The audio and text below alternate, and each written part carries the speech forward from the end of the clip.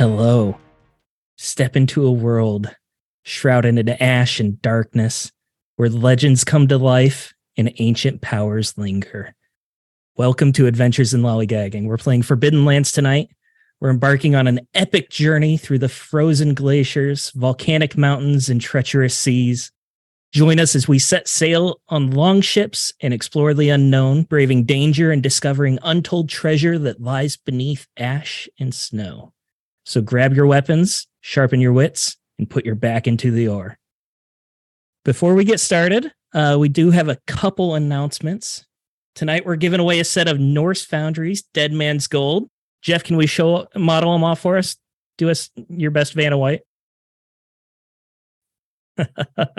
We're shipping to US and Canada, so apologies to everyone else, but the logistics make it hard to get further than that.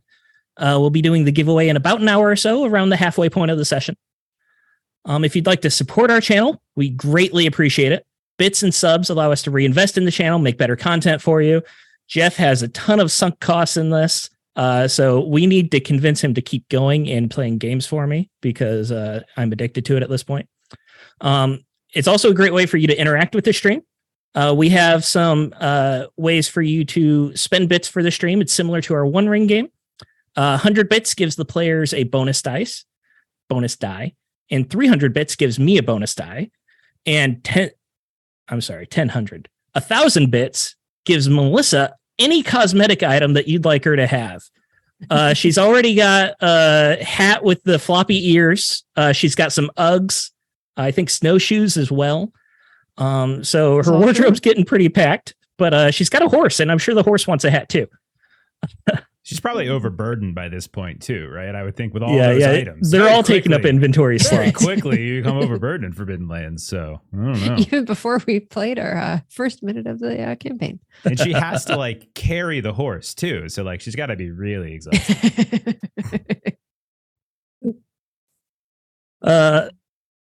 So also, if you want to support us without donating, there are plenty of ways to do that. Likes and follows go a long way to boosting us in the algorithm. It makes me feel better, and it gives Jeff a reason to keep putting me on the channel as a DM. Even better, just tell your friends about us. We absolutely love seeing new people in chat and in the comments on YouTube. If you have any bad comments, make sure to direct them specifically to Jeff. I only see the good ones. It's really rewarding to watch our little community grow. Finally, in game, the players have an interactive map that they poke around, and journals that allow them to, they get to flip through, so they don't have to remember like the lore and fiddly bits of the world. It's only fair that the audience has that too. So we have a Nightbot command. Jeff, do you mind popping that in here? There, ! Ash and Snow. That'll pop up a link to the setting wiki, so you can follow along. Everything they can see, you'll be able to see as well. And then you don't have to DM Jeff in Discord asking him what this town is or where that's located and all that. There'll also be session summaries posted in there in case you missed a session or forgot what happened. You can go back and catch up. Jeff, is there anything else we need to announce? No, man. I think you covered everything. Just eager to get started. I know, I'm long-winded, right? No, you're good, dude. But you do have something on your face. You didn't clean that up before we went live. Like I was telling Jeff, I really wanted to just get this tattooed because I don't like the idea of having to wash it off every session. So it was nice. It would be nice to just have it there permanently. Unfortunately, my wife was not fond of that idea. So I'm stuck scrubbing it after every session, but we'll see how it goes. So let's jump right in. It was a warm day today, maybe even 45 degrees at midday. The ash slowly falls as it has for the past 400 years. And yet, even in these warm days, the landscape is in a perpetual gray winter, blanketed in ash, if not snow. It's quite common for people to wear scarves and face coverings to prevent breathing too much of the volcanic dust. You're all sitting around a campfire after a harrowing encounter with Breevers several days ago. A pack of stern wolves let out mournful howls in the distance. The woods seem strangely peaceful as you sit around the campfire, but you know it's an illusion. Unspeakable dangers lurk in the shadows. Your iron rations are anything but fresh, and considering how hard they are to chew, you're not even sure what you're eating was ever even food. As you sit there reflecting on your journey, a jug of crummin and ale is being passed back and forth. And while you all have journeyed together for some time, your newest traveling companion, Wolford, was curious about you. With the ale warming your bellies, the mood has become a bit lighter. You begin to open up and share a bit about yourselves. Gunk, the jug is being passed to you. What story are you telling around this campfire? So, as Gunk takes it, what you see is a rat person. I don't know, 3.5, 4 feet tall, maybe, but a posture that doesn't necessarily show all that. He's covered in, I would say, some sort of tattered clothes, not necessarily rags. They might look very muddy. And so at once they were probably very nice looking, but mostly they're now kind of covered with patches of degrees of dry to like wet mud, little bits of like crumbled leaves, maybe even an insect or two here or there. And when he grabs it, he brings it up to his mouth. He sniffs it. He's got this long kind of white snout. And then once it comes to his eyes, it's kind of browning. And then the further back it goes, it gets browner and browner. And he's like, what is? Oh, that smells so hideous. Oh, but I have smelled worse. I remember when I was a very young pup in my parents, the warren within which I grew. How they left me. They all traveled. It was getting very cold for the winter. Colder than this, I think, and they did not want to carry young Gunk any further. I was mouth to feed, and they did not want to feed me. So I spent most of that winter finding small caves and small holes which I can dig into earth, and I took some sort of liquid that you others, you tall folk, you call what is it? Mead or ale, and I mixed it with the dirt to create a wonderful mixture composite of mud.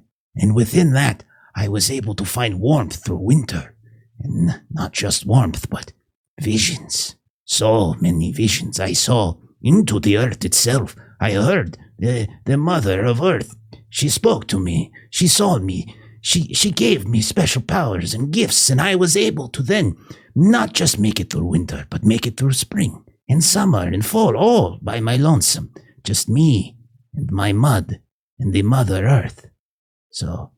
And he'll take a big swig with sort of mud-covered lips, and he'll pass it over to who does it go to next, Stephen? You go ahead and pick. Okay. Gonna make me call it out, huh? I will pass it. I will pass it to Mirren, as she is close in height to me. So here. Thank you kindly, Gunk. It's it's a thing. I don't consider this necessarily cuisine that I would partake in normally, and she'll take a large sort of swig of it all the way down, maybe a few big gulps. Yeah, it's a bit rough there, but you're right. You got to take what you can sometimes. I myself am from Orr's Rest, which is a little spit of a town, but that's why I needed to get out to wander and see the world, as dangerous as it is. And she is sort of a small halfling, 3 apples tall, a little bit taller than that. And she has sort of this dark, messy hair, black eyes. And even as you watch, little bluebirds will sometimes come down and put little sticks and before flying off again, completely undisturbed by her movements. Yes, it is nice to be able to get out, though. I think if we can get into the little forest areas, I'll be able to find us some better rations and foods, and I think it'll be worth it after the terrible few days that we've had. If you mind, yeah, and she'll pass it to Bacho. So looks, there you are. Ah, thank you. Thank you, little one. It stinks of the cinnamon that you always smell of, but it could be palatable if we mixed it with a bit of blood. You see this black furry face, and he's scratching at a notched ear. His muzzle is covered in scars, and his eyes are ice blue, and they kind of glow in the firelight. He's like, This reminds me of, you remember Gunk? That first time we met? So long ago, long before we got on that cursed ship Seabeard with that coward dwarf. We were in the mountains, and I was stalking a bear. I was so hungry. I was traveling like a coyote by myself during those days, and I had cornered the bear, and I fell upon it with my blade, but it was so much fiercer than I thought, and its muzzle was at my throat, and its claws at my belly, tearing at the leather. And out of nowhere, my furry cousin, Gunk, struck out at the bear, straight into his nether regions. And that bear yelped so loud and pulled back, and I sank my teeth into its throat and drank its hot blood, and we feasted that day. We feasted that day on bear and covered ourselves in its fur. And it was that day that Gunk and I became pack, and I was no longer a coyote. And I was no longer alone. It was nice to find someone else's. And I still have the bear fur, if you'll see. There's bits here, and there's some here. And in truth, I must be honest, I was not aiming for nether regions. I was aiming for head. But I am not the greatest at hitting with stick. But I'm small, and so I can get into the lesser-known places. And the bear was not paying attention to me. But you're like my little brother now. Oh. My pack always safe behind me. Pack is far better than Warren. Yes, because we defend one another. Yes. So, yeah, Zaldrun, without blood, this is undrinkable. It's for you. Well, thank you. I will accept this. And Zaldrun had been listening intently to everyone's stories, but Ven, her horse, is kind of behind her, and she has been kind of braiding her mane and kind of putting in some kind of wildflowers into the mane. And so she kind of stops what she's doing for a second, and she, kind of accepts the cup and drinks it. And just I must say, just getting Ven back, this whole experience has just been so traumatic for me, and it makes me remember when Ven first came to me as a pony, and I was in my traveling days and quite enjoying my time alone, and I woke up one morning and there's sort of a rain that had happened overnight, and I thought perhaps I was just feeling a bit of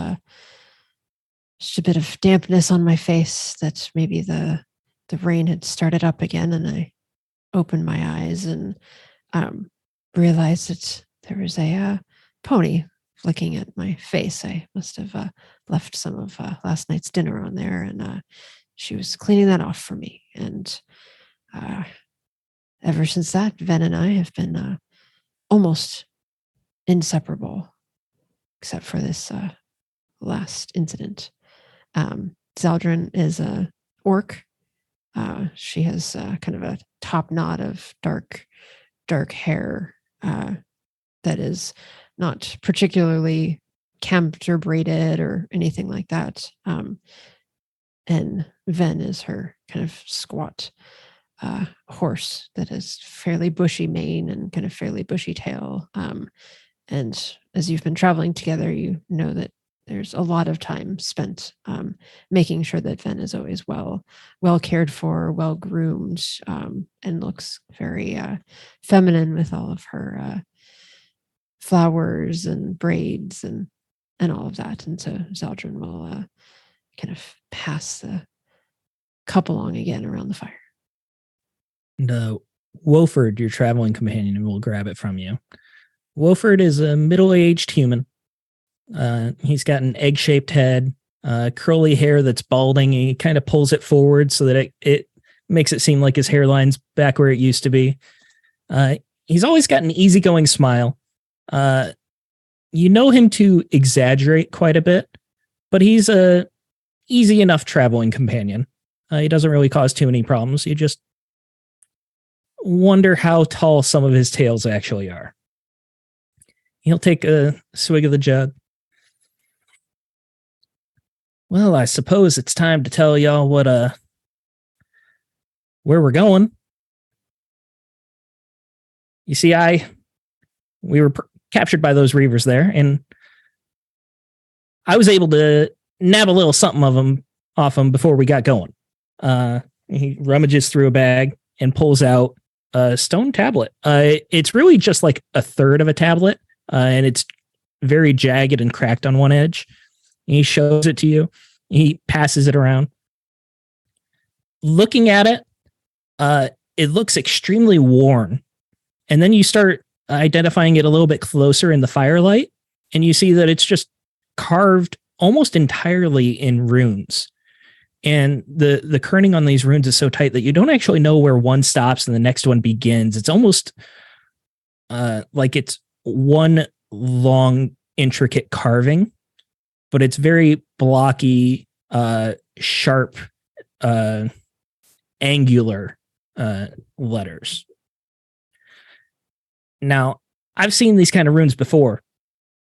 I used to work way back before I was steersman on the Seabeard. I used to work for a sorcerer named Dustin, right?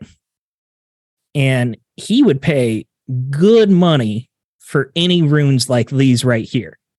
This right here, already worth a tiny fortune. And here's the kicker. I heard the Reavers talking about where they got these runes from. If we get more of these, we'll be rich. Well, don't bury the lead. Where did they find them from? And can I look at that, please? I'm very Yeah, go ahead. I don't know what it means, but could I'm not sure. You tell me. Would a lore roll be able to tell me anything about this? You think? Absolutely. Go ahead and try. Oh, very good. Very oh, this is so interesting. How curious. Oh, then there's this. That's peculiar. I don't have enough D6s. There we go. Oh, that is 2 successes. Someone call Norse Foundry. We need more D6s. Eric, are you there? I need more D6s. Two successes. 2 successes. Okay. You cannot read it either, but you do have some sort of passing familiarity. Being a druid and being a little bit more familiar with the occult.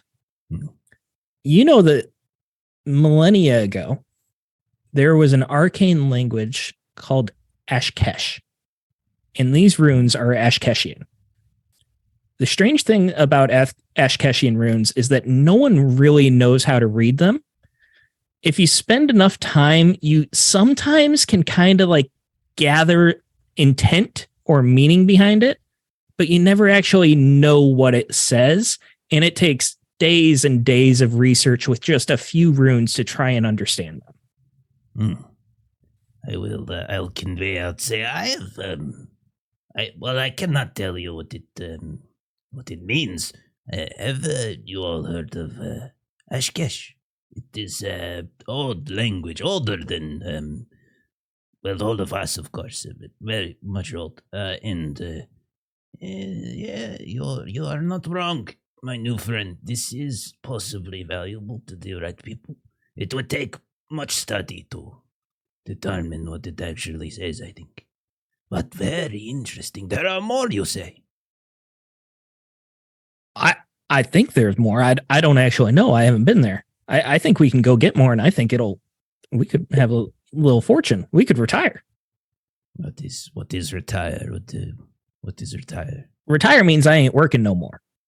What do you When Well, have he you wasn't worked? very good at it, so I think it might be a good idea for him. Oh, It's what the furless ones do when they age. They get fat and slow and live in their man caves, afraid of the wild. yeah. Well, I mean, I'd like to do that before I age, really.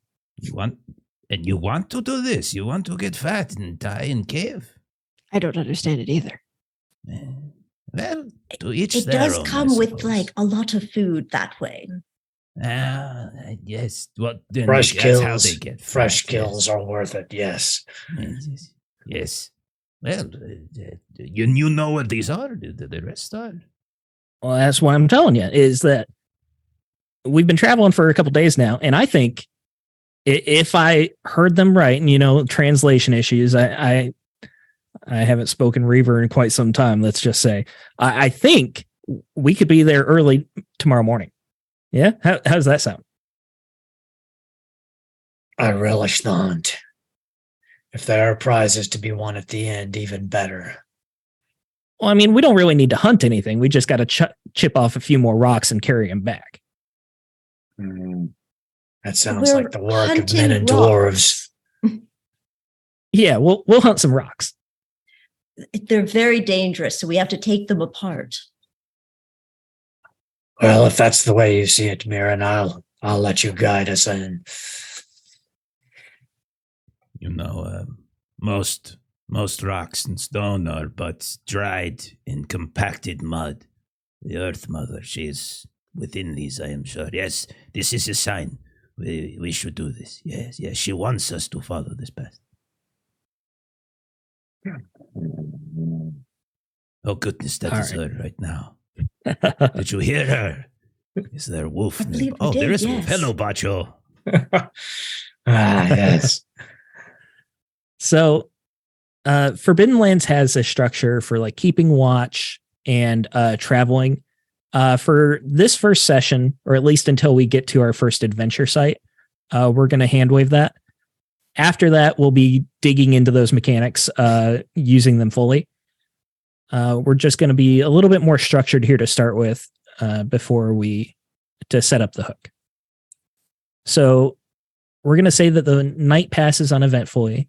If there's any sort of upkeeping or anything you'd like to do before you travel the next morning, that's fine. But you're only just a couple hours away from where Wilford told you that he thinks it should be.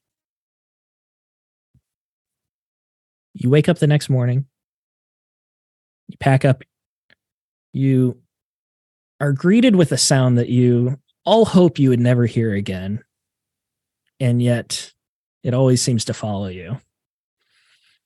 You hear a reaver horn, a war horn in the distance. You know you're close to the coast. You don't think they have your trail. It could be that they've come across someone else. Regardless, you pack up a little bit quicker and you start moving a little bit faster just to be safe. You travel for a few hours through the morning. Let's find out what the weather is like today, actually.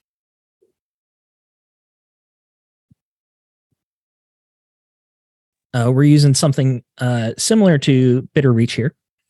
So it is raining today. It has no wind and it's cool, but at least it's not cold. So you bundle up your cloaks.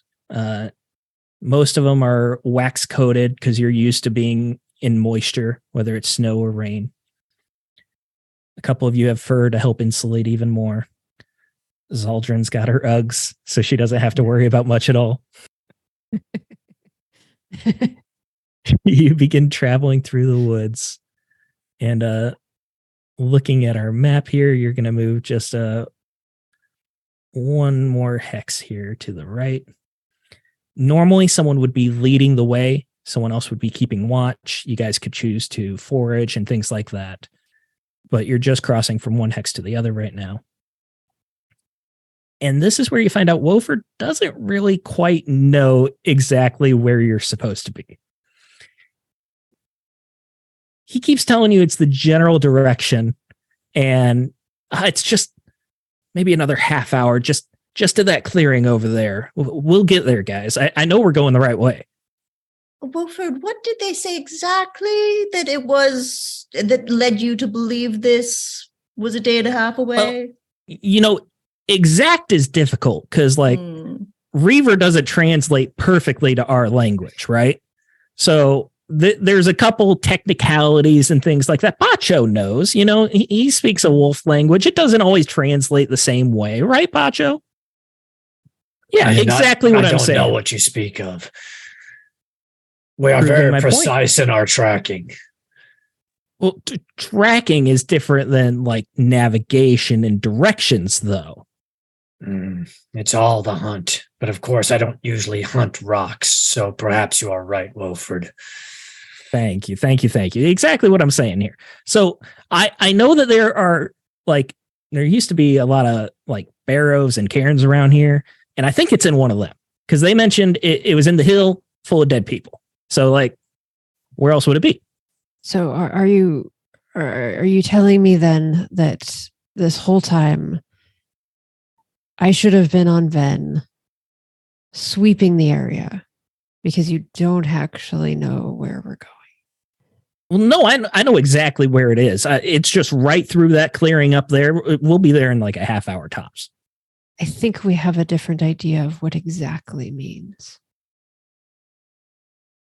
Well, I mean, we got to make sure it's the right hill, and we got to make sure there are dead bodies inside it. And Zaldrin will sort of look to the rest of the group. He hunts like a newly weaned pump. I would actually agree with Bacho on this. Zaldrin, I will make Ven some little ribbons for her hair if you would go scout for us. Everything was removed from her when she wasn't with us, and I think she would enjoy that very much. Thank you. You can pick the colors. Well, we'll have to see what flowers we come upon for the dyeing. I agree. And even if we start to starve, I will not gut your Ven for food. You have my word. I appreciate that you keep repeating that promise. But she does smell good. With that, Zaldrin will be off and begin. Give me a scouting roll. Before you go, Gunk will reach behind his head into like a pack of mud right here. And like, if you want flowers, I think I have some. Let me see. No, what color is that? That's mud. Smell. Nope, that's the moisture might be good. Dandelion, kind of. That works. Yes. Yellow. Thank you. Yes, I can use this to craft. There you go. And Zaldrin sets off on Ven. Yes, sorry, get all my dice.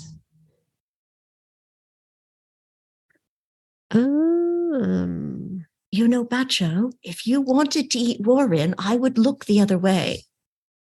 No successes. Not enough. No successes? 0. Okay. Too fat, not enough muscle. Not worth the effort. Tenderness. We can just tender the meat. So Zaldrin has set off on Ven, and she started to make wide circles, occasionally going out of sight, but never going too far. What are the rest of you doing as Wolford continues to insist that it's just right up ahead? If it's possible, I'm flavoring this, so I would like to dig into the mud a bit, try to see if, as I taste it and smell it and run it through what has become a very textured tongue, try to sense to see if there are, in fact, dead bones that have mixed in with the mud here. Do I get a sense, perhaps, that there is something foul, necrotic of some kind? Could I perhaps do some kind of, survival test to test this? Are you trying to cast a spell, or are you just trying to I don't have any willpower yet, so I can't do that, no. All right. Yes, give me a survival then. Okay. I will, because you asked so nicely. Technically, you Yeah. asked. I just gave permission. That's true. 2 6s again. Man, these are rolling rocks tonight. Those are your One Ring dice, and I hate them. I know they are pretty bad. They are my One Ring dice. Sorry. Oh, you hit so hard. It's my free Okay, win so dice, 2 really. successes. Yeah. All right. You pour out your water skin to make even more mud. You start squishing it around. You taste some of it. You get some sticks and you set them up, and you see how long it takes them for the teepee to fall over, to sink into the mud. You look up at the sky. You see some ravens flying. They start heading north. You know, ravens have the gift of foresight. So you decide to follow them. My friends, I have seen vision. The Earth Mother has sent us ravens to follow. They go north, and we go north. And I have tasted the mud here. It speaks to we are yes, that way. That is the way. And he will point. And as he does so, his tail will like unfurl from the pack of mud that it's been like kind of caught up in. Yes, that. Oh Jesus! There it is.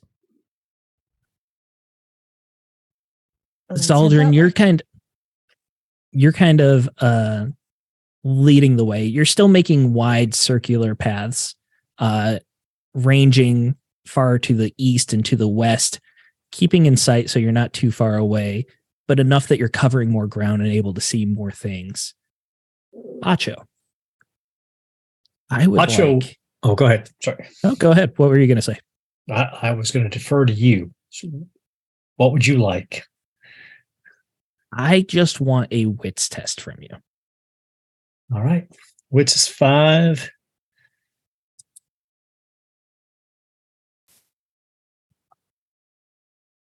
One 6. I'm going to push it. 1-6. Okay, push it. Get a I'm willpower. going to push it. Well, Roll I some get ones one. for me.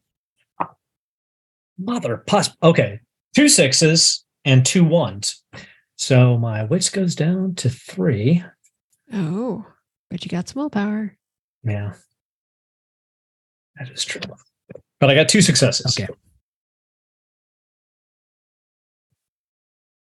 It's a calm day, but there's just a gust of wind. Maybe the same wind that the ravens were flying upon. And you catch a little whiff of something in the air. And you lose it immediately. But you stop. You straighten up. And you wait. You hold for minutes. You catch another whiff. It's the scent of death.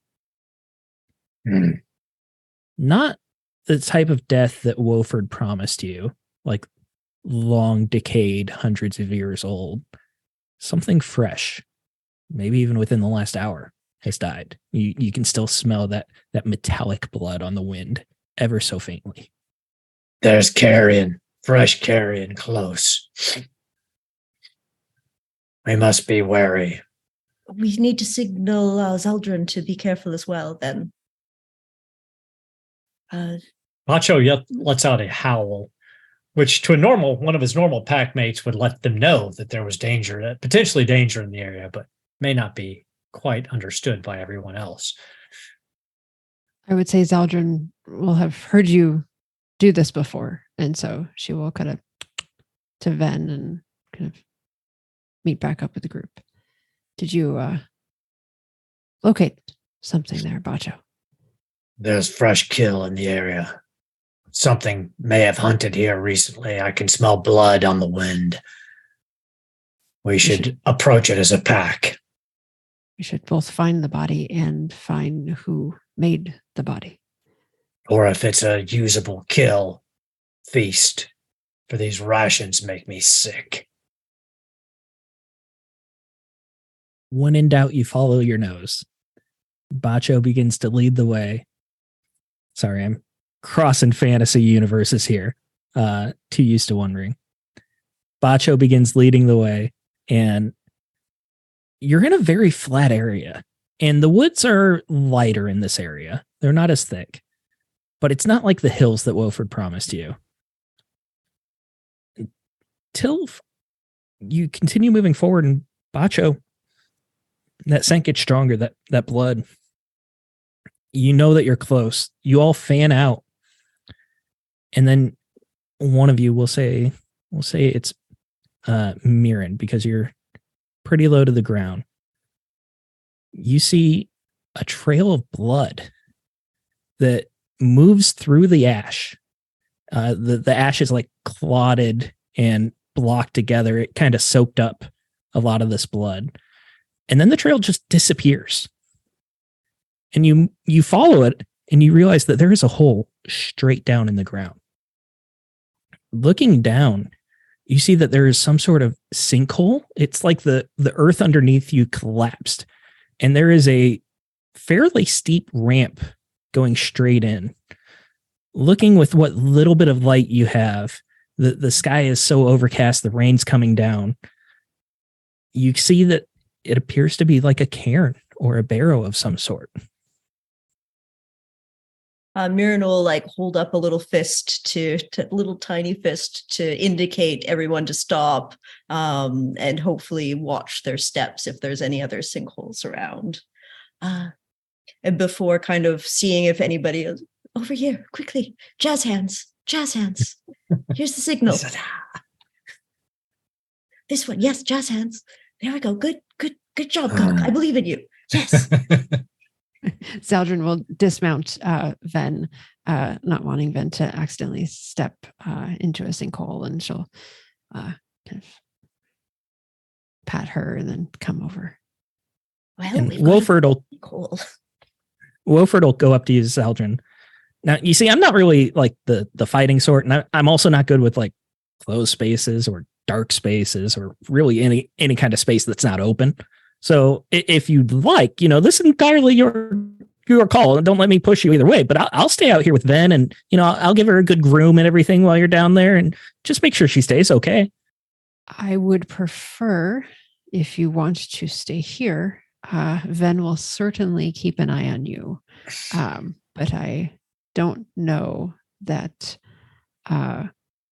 she will take too kindly to being groomed by a stranger. So I would request that you keep your hands off of Ven. But she will keep an eye on you, and she will keep you safe. Perfectly fine. I don't even have a horse brush. I was just saying that to try and convince you, but it seems like we're on the same page. So there's no need for convincing. Awesome. I'll stay here. Have fun, guys. Require no payment. It seems that we would do best with you staying here, and we will take care of business. How do you guys want to approach this? Bacha will pull out his long sword. Potentially going into a dangerous situation. He's going to be ready for anything. He's like, I'll proceed down the ramp first, in case there's something down there who's dragged this bloody carcass to the bottom. Lest you want to take the lead, Zaldrun. Feel free. I can always bring up the rear. I was going to say I might be best at the rear with a bow and arrow at ranged. Good call. I would agree. Gunk, would you like to follow Bacho? Yes, he is my back brother. I will follow. And I will pull out the staff. Like, this is gnarled, like wooden staff. It's a walking stick, and I'll get next to Bacho as we start to descend, and I will just like idly wonder, not loud enough so that Wolford could hear it. If we get him fat and happy, that means there is more for you, right? If he gets fat and happy and cave, Yeah, but the furless ones, the taste is all but rotten. Not even worth a meal. That is fair. It's fair enough. That's personal preferences. Of course, Mirren, you could probably cook him up right, but nah. A little bit better, at least. I would like I try to stay away from thinking meat. That's probably logical. All right. So on our little landing page there, on the left, we have a watch order, and we're also going to use this for marching order, just for me to easily reference. You each have your own little token there that you can move around.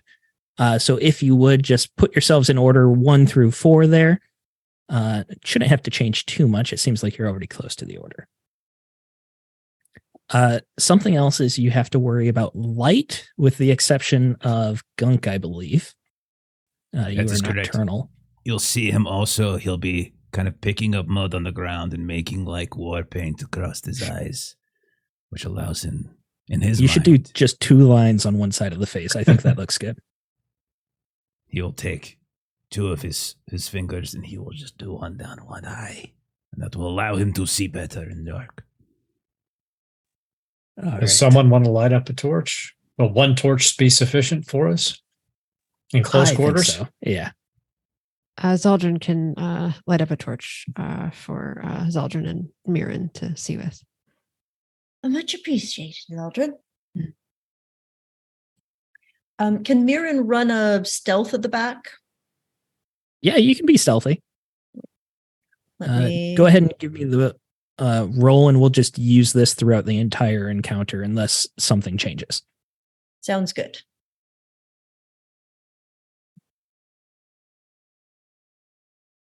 That is 1 6, no 1s, so 1 success. Okay. And the 1s only matter if you push. And you also cannot reroll ones. Reroll 1s when you push. I was just telling you guys about my list, but now it's coming out. All right. So, Zaldrun, you have the torch, and you kind of lower it into the sinkhole. Bacho, you begin to descend. You kind of have to go with 2 feet down and then one hand guiding you because it's very steep. You can still smell that fresh blood. Whatever moved through here, it wasn't that long ago. Getting down, you find yourself in a ring-shaped chamber. And all around the edges of the walls are little alcoves. They're not sealed or anything like that. But you see that there are definitely bodies that have been wrapped. A lot of the fabric has torn and decayed and been lost to time. You see that there are dried bones underneath. Whoever used this, it was hundreds of years ago. It's not a large chamber. From where you are, you can see everything entirely. Zaldrun, Gunk, Mirren, you follow down behind. It seems like it's almost a dead end. But as you start see to where the blood... Oh, sorry, go. No, you're fine. As you start to circle around, Zaldrun, you're holding your torch high. You see that the sinkhole continues down, actually. On the other side, it probably could have been the whole cause of the sinkhole in the first place. There is an even steeper pile of rocks that goes much, much deeper. And this is strange because you're all adventurers and you've done some grave robbing of various types. You know, these cairns tend to be very simple. They have 2-3 chambers at most, and they're normally level. They don't have any deeper chambers. They're all on the same level because they were built above ground at the time. You know, the volcanic ash has buried this one, but at the time it would have been above where they were being. They would have dug into a hill that was already above the flat level. So the fact that this goes even deeper is strange. You continue going down, continuing the same marching order. And this earth and rubble begins to change. You see that there was masonry down here. Whatever happened, whatever was down here and collapsed, it was some sort of man-made structure. And the room begins to open up as you get a little bit deeper. You have to climb through some piles of rubble, but there's fairly large openings here. It's not like you're squeezing through. You hear drips of water as snowmelt has just slowly dripped through down. You see that there are some rather large puddles down here as well. If you keep going, you could find that this place has been halfway flooded. The room begins to open up, and you see that this ceiling is probably 30, 40 feet high, much higher than anything you've seen created in your lifetimes. And there are sculptures down here that are amazing and horrific all at the same time. They are like tentacles almost, but they seem like they're each their own individual being. And at the tip of each one, there's a leech-like mouth, the conical shape with rows of teeth. And each one is wide open and aimed towards the middle of the room. A couple of them have fallen and collapsed. All of them have seen the wear of time. And in the middle of this room, you hear the dragging of a carcass. Looking up, you see a white bear, the largest of the bears. This one is still very big. You see from the frame, it's very big, but it looks diseased, starving. Still lets out a little, a low growl before it begins to feed on what appears to be a fresh killed deer. The strange thing about this feeding, though, is that it opens its mouth over the deer and it doesn't bite down. It doesn't rip at it. There's a creature inside its mouth that just comes out and it begins to feast like some sort of snake, maybe. And it doesn't pull back at all. It just stays projected out of its mouth. And you hear the gooing and the ripping and the juicy meat. This bear is feasting on a dead deer. That's inaccurate. It's not the bear that's feasting. There's something inside the bear. The bear itself looks starved and ragged. It's got sores all over that seem like they're not healing properly. What all are you four doing?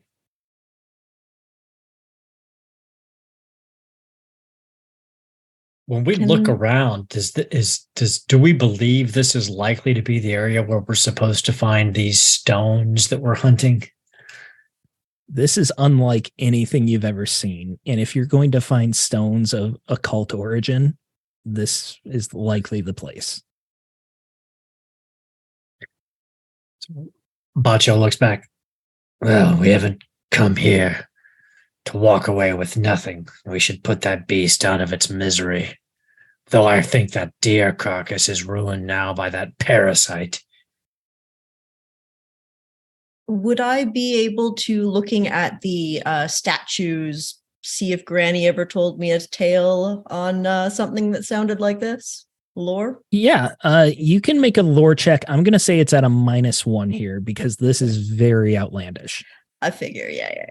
Well, luckily I have a lore 1, so I'll just do straight wits.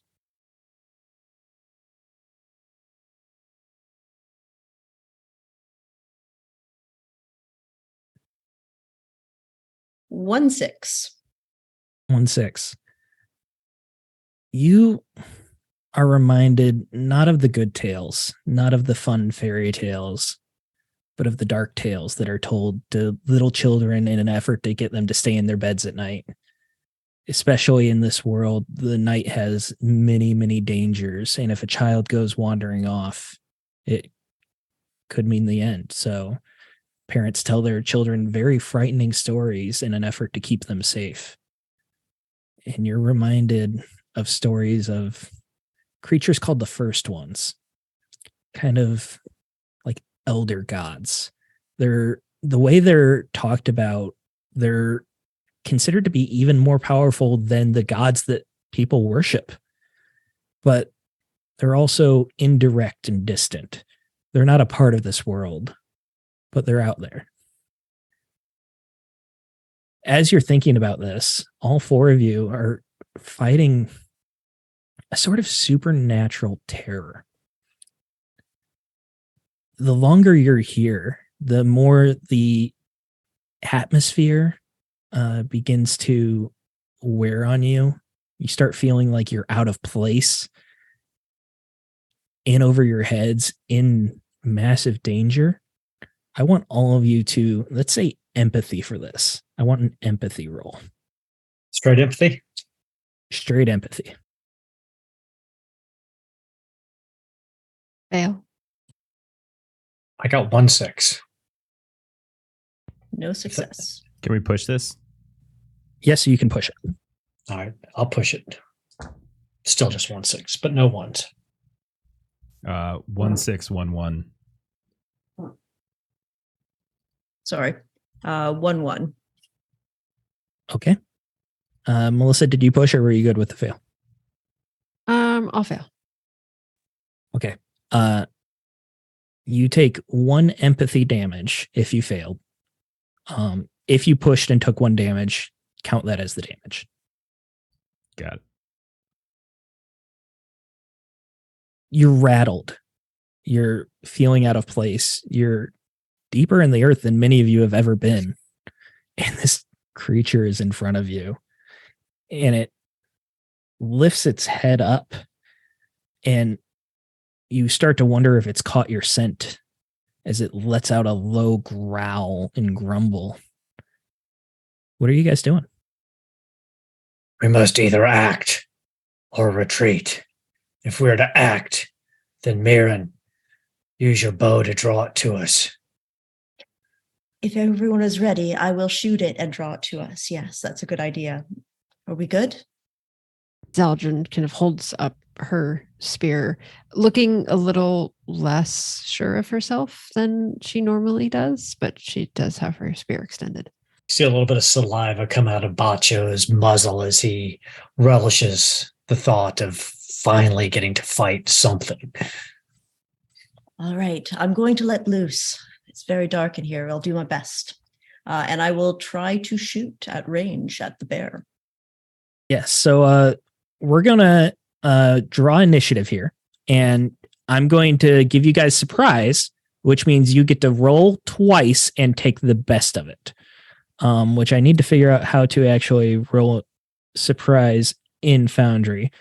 Kipser, combat is the 2 cross swords on the top right.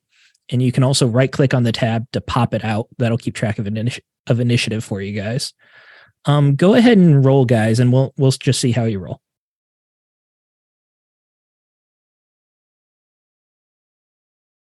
Zeldrin rolled a 10. All right. So I think Bacho and Chunk are good. The Pack Brothers, we are ready. We have fought bears before. The furless ones are slow. That's why they die easy.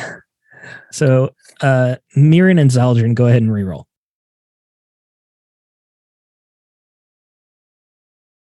There we go. That's better for both of you, I believe. And then the bear will roll, and he's going at the very end. All right.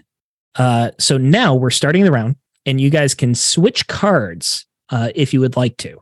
So if Mirren's shooting first, Bacho, are you okay swapping cards with her?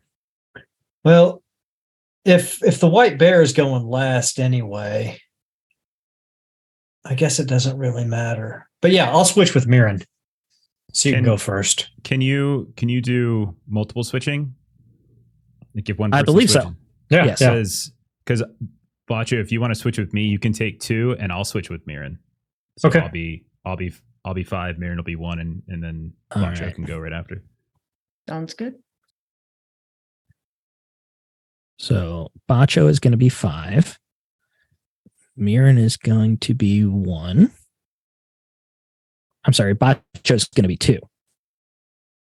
Correct. Mirren is 1. Yeah, Bacho is 2. Okay. Gunk is And 5. then Gunk is going to be 5. All right. There we go. That should be. We are starting this fight. Mirren, go ahead and roll your attack here. And an attack is going to be a slow action.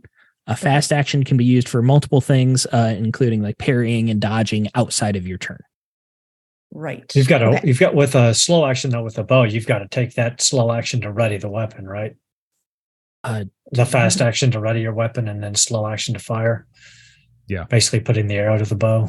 Yeah. She did say she was going to have the bow out though before. So You can't- then she you can said use- that before we went in. You could use your fast action to aim then and give yourself +1 dice on the skill Oh. dice.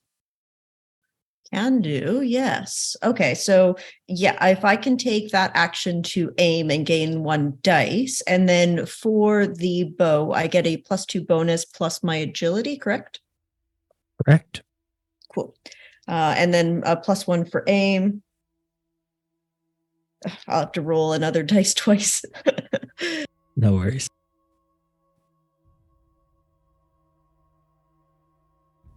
And guys, this is my first Forbidden Lands combat. So if I mess up something, call it out. I got 1 6 out of 8d6. All right. So what's the damage on the bow then? My damage is a 1. Okay. So the first success gets you that damage for your bow, and then additional successes do more damage. So you are doing 1 strength damage to this bear here. Does it have natural armor dice to roll to soak it? I believe it does not. Oh, good. Yeah. No armor on this bear. This thing, it has thick skin, but it's starved and already half dead.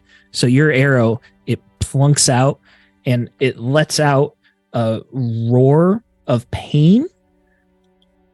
But it doesn't seem like it was, it seems like the arrow just went right in, like a healthy amount. And let's move on to Bacho. Can I move to arm's length from the bear from my current distance? We're going to say that you all are, what's the one past near for the range here? Okay, so I'd only be able to move into near distance with it.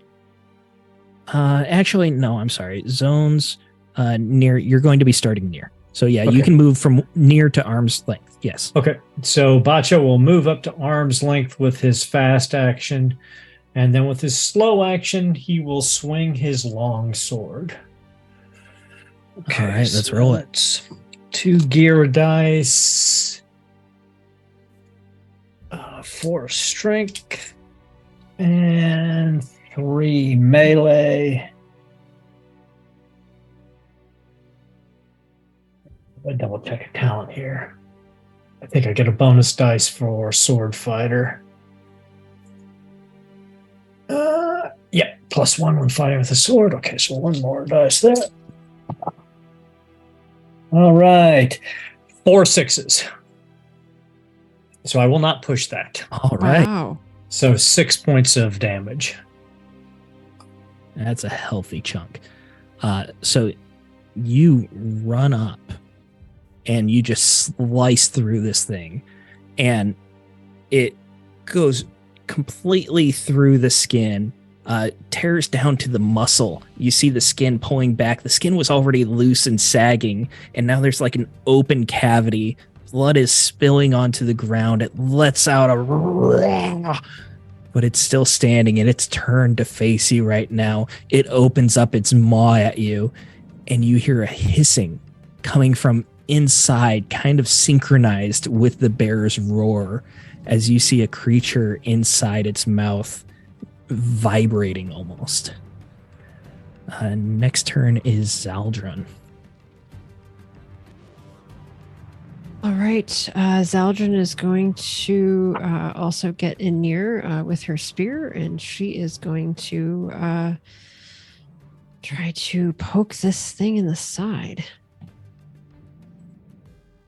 So this is 3 for melee and 4 for strength.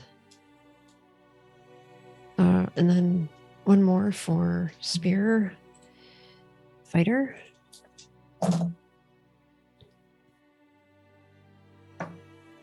One success. 1 success. And how much damage is that? Same spear has the 1 damage. All right.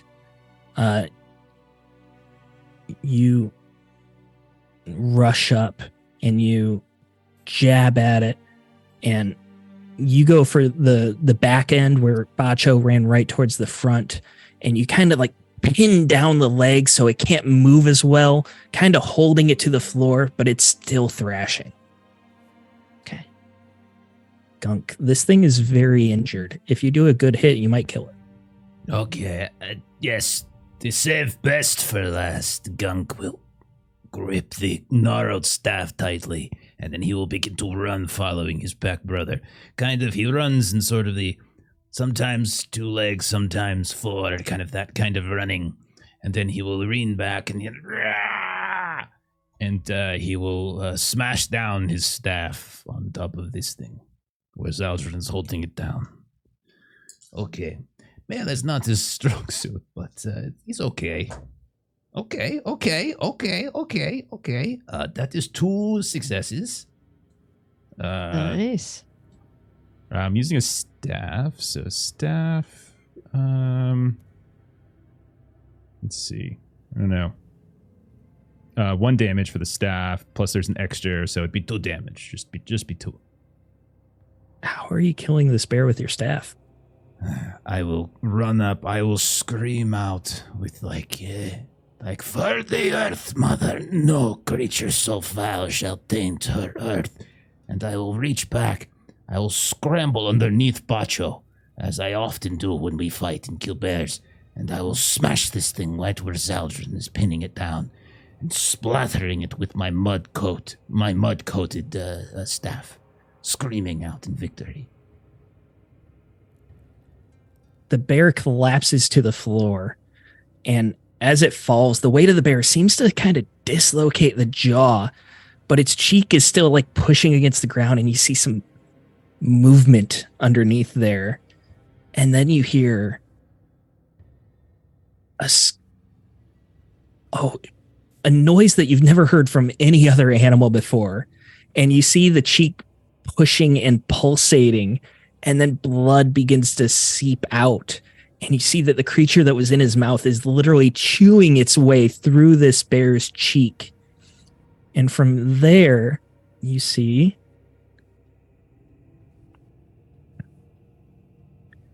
this eel worm-like creature, rows and rows of teeth as it's burrowing out. There's like bits of flesh dripping off its mouth and 2 eyes pointed forward, and it begins looking around. What are you guys doing? Are we still in initiative order? We'll drop out of initiative here because you guys killed the bear. Bacho would swing his sword immediately to try to kill this thing. You don't even need to roll for it. This thing is like still connected to the bear, still very stationary. You swing your sword and you hear a hissing as you cleave through the bear's skull.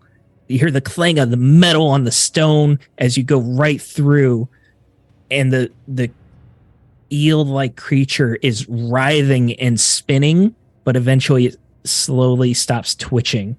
After a couple seconds, you think it's dead, and it twitches one more time, but then it stops for the last time. This abomination should be burned. Yes, it's definitely something we need to kill and be careful of. If there's one, there's more. All right, my old pack.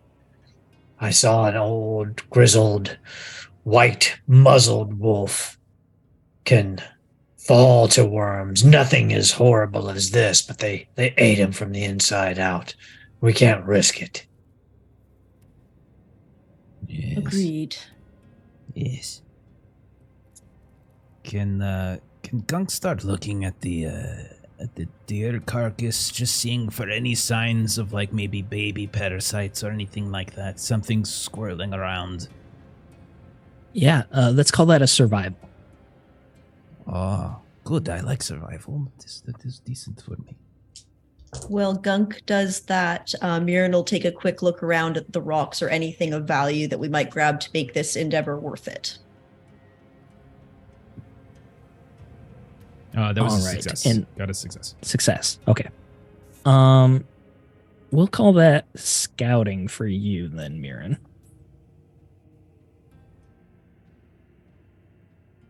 Looking at the deer, you can see that there are chunks torn out of it.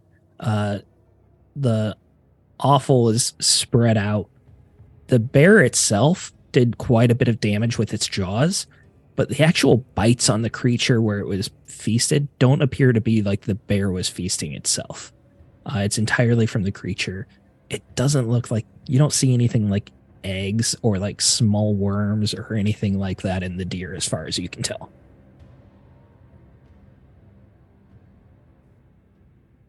Kipser, what did you roll? No success. It's too dark, and that makes me too anxious. Yeah, so you're going to be able to still look around and find some things. This is definitely a very strange place, and it's worth poking around. It just takes you a little bit longer. There are a few stones with the same Ashkesh runes. You can put 2 tablets in your inventory there. There are plenty of intricate carvings and statues and things like that, but most of them are so massive that there's no chance of you moving them or taking them with you. As far as valuables that you can carry, those 2 tablets are all that you can find so far. But as you're going around the room, you realize that on the south side of this room, there's another opening that is a hallway that leads out.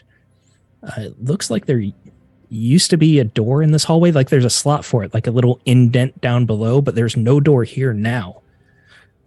The hallway goes probably 50 feet down. It's rather long, especially for how deep you are in the ground right now, and it's about 10 feet wide. When Zaldrin brings her torch over, you can see at the end of the hallway, just at the very far distance of the torch's light, it looks like there's another set of doors. Gunk, are we safe so deep in this warren? Definitely I dislike it. This is not this is a pocket of place where the Earth Mother does not reach. I don't know these images, these creatures. I sense no presence of her here. There is something foul. Something very foul. Nothing to do with any meat Hmm. in this area. No food here. Well, let's push forward then. Perhaps there will be something worth our time further on. Though I already missed the sky. 2 tablets, so we do have at least something out of this endeavor. Quite the eye, Mirren, you. Are we keeping the same marching order? I would think so. You push forward down this hallway, and as the light moves down the hallway, you notice that there are several alcoves on the far left-hand side of the wall. There seems to be 5 alcoves down there by the door. You also get the smell. There's another corpse of a deer down here. This one is much, much older and in very late stage of decay. The stonework down here is in just as bad repair. There are loose stones and tiles and a little bit of earth that's falling through, and the flooding from the snowmelt has continued on into this hallway as well, mixing into a nice little bit of mud that Kunk might enjoy. Looking at the statues, looking in the alcoves, there's a statue of a grotesque creature in each one. And in front of each statue is a pedestal holding a ceramic bowl. The bowl from the first pedestal has been knocked off, and it lies in some of the snowmelt puddle. The statues, the first one is a manfish holding a spear. This thing is like 15 feet tall. It's enormous. And the face of the man was carved specifically to look like it melted, and the face is drooping down to the floor. The next one is a statue. This one's the widest of them all. It has the upper body of a minotaur sitting on top of the body of a spider, as if it's some sort of perverse centaur-like creature. And it's in both of its minotaur arms, it's holding a scepter. The middle statue is a sort of monstrous louse with hundreds of legs and a leech-like mouth, similar to those tentacles that you saw carved out of the floor. The fourth statue is a horned scarab holding a ball of dung in its front legs. And then the final statue is a man with scaly dragon-like wings and the head of a horned lion. Each of these pedestals has some of these Ashkesh runes on them, but the runes themselves are much easier to read. There's 5 runes on each statue, and they're spaced a lot further apart, so you can identify which specific rune they are. The door at the end of the hallway, in how strange this whole dungeon is to you all in something that you've never seen before, the door feels out of place because it's written in admittedly an archaic version, but still readable version of your own tongue. Can any of you read? You don't have to. Most people in this world are illiterate. I don't think Boccia would be able to read. I don't think Zaldrun would.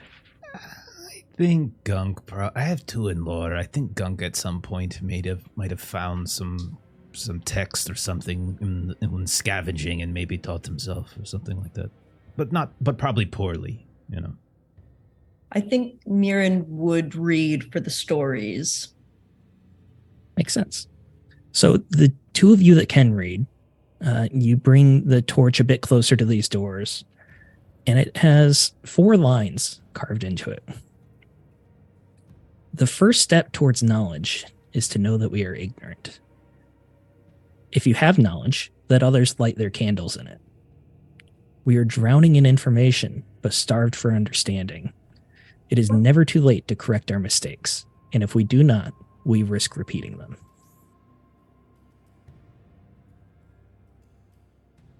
Is this a warning? It definitely implies that there might be a mistake here. Yeah. These statues depict horrific creatures and that thing. Are these the mistakes? Yeah.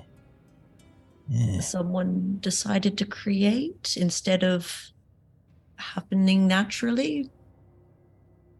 Yeah, foul sorceries, perhaps, against nature. But also, who came in to recarve and re-add a door? Yes. We are not the first to be down here. This tongue is... Even I can write better than this. Well, I mean, I wouldn't judge them too harshly. I apologize. It's a pretty straight hand. Yeah, it's been here for some time. Is it?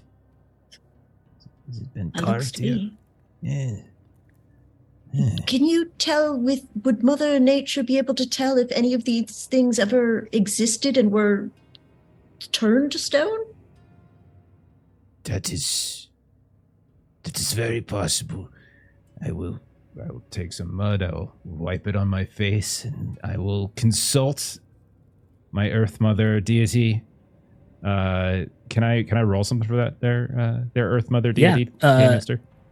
Do you want to do lore? Sure. Works for me. It's my... so that's wits. Okay. I can count. 1 success. I do not want to push because there are 3 1s in that roll, so I'm going to stick with the 1 success. Gosh. Push it. Hell no, You coward. I'll fall over. Are you kidding? Kipser, would it be safe to say that in a little bit of time exploring, Mirren mentioned the first ones and how she was reminded of them? Yes, given the opportunity, she would have told them as her granny would have in sort of almost a spooky just telling of a story to children or to family. Yes, So- the first ones. Mirren comes at this from the folk tales. But Gunk, like you said, you learned to read specifically so you could learn, and that's where a lot of your lore comes from. You being a Skraeling meant you didn't hear a lot of the same tales that Mirren did, but you might have been able to find a book that talks about the first ones a little bit. And looking at these, it's a representation of how they used to be perceived. No one believes that the first ones have corporal bodies or anything like that, but ancient authors kind of would let their imaginations run wild, and each statue is a representation of one of the 5 first ones. So you would remember that the winged man with the head of a horned lion is Akkad Ashkan. The horned scarab would be Sothuga. The monstrous louse would be Desheb. The minotaur on top of the body of the spider would be Maj Arnak. And then the manfish would be Thashuthan. And these will be updated in your legends later, so you'll have a little bit more details about them. No one really talks about these in day-to-day life, but it is part of the mythology of the world that you would all have a brief understanding of who these beings are and that they are things to be scared of. So he'll convey. I think you mentioned the first ones. Now that I look at these, I remember a text I found in the gutters outside of a temple, and it was apocryphal. I think the clerics, they were fighting over it. One was burned for teaching it or something. I know not. But I remember this one. And he'll just go through and start fumbling through the names as best he can, and kind of questioning whether or not he's getting them right. This one, the fish one. No, that the ship. Yes. And then do his best to kind of convey everything. Bacho and Zaldrun, what are you two doing as Mirren and Gunk are looking at these statues?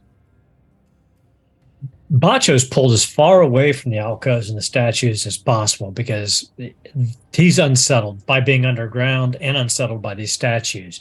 But he's keeping his sword out and his eyes on the door because he's concerned that there might be more of these creatures down here since we found another deer carcass. So he's focused fully on the hunt, but he's unnerved. What about you, Zaldrun?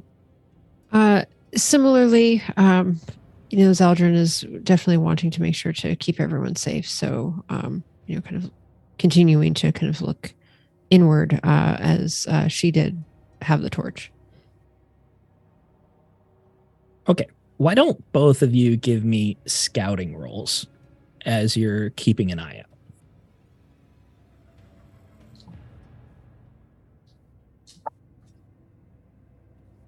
One success. Also, but I will not be success. pushing it because I also got 2 ones. And I got a 1. And my wits are suffering at this point, so just the 1 success. All right. Both of you are keeping your eyes open, your ears open. Maybe you're back to back looking different directions. Bacho, you said you were specifically looking at the door. Both of you notice the occasional rumble.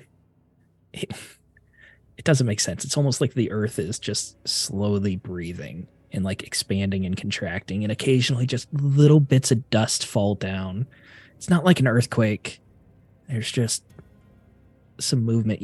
It's almost imperceptible. You wonder if your legs are shaking from exhaustion more than the ground actually shaking, but then you see the dust and you start to piece it together.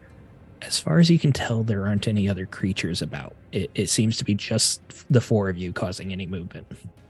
Eldra just sort of looks at Bacho. You felt that, right? We can't stay long. We need to return to the sky. This is the place for no one but those damn dwarves.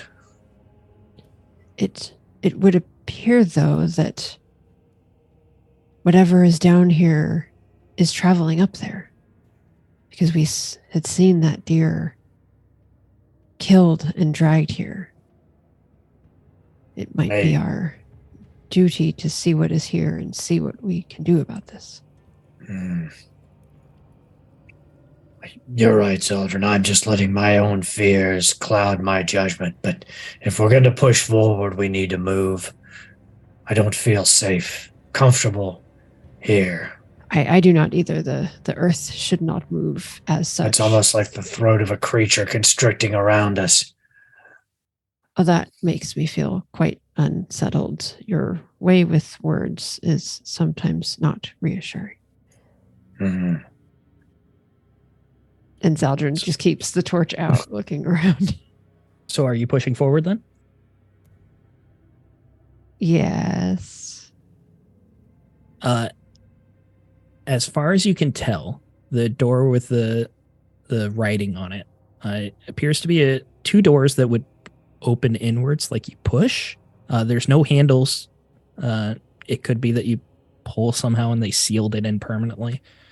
But there's no hinges that you can see or anything like that to speak of. So what are you doing? I mean, Bacho would be pretty straightforward. He would just go up and try to muscle the door open. Bacho. Before he does that really quick, because this is passive, as a druid, I can sense like magic. I was just looking at this. So like whether it applies, I don't know. So it's just like, it's whether or not someone uses magic or if an item is charged, if an item I hold is charged with magical power. So like I think Gunk would just One moment, brother. and I think Gunk would just want to like rest his hand against the door And just kind of close his eyes and kind of listen to see if anything is emitting from it. Does it cost willpower to do that? No, this is free. Okay, good. Yeah. I didn't want to make you waste it. As far as you can tell, this door is not magical. You do feel, as a druid, you're so in tune. There is an almost overwhelming aura around here. It's not one specific item that you can see or feel right now. Is it like in this room, or do I sense it like through the door, or is it just everywhere? You feel like as you get closer to the door, the taste becomes stronger, the mud becomes thicker, but it's not necessarily that you're right upon it. Okay. There is something magical beyond this point. I know not what. I can... The mud has become foul.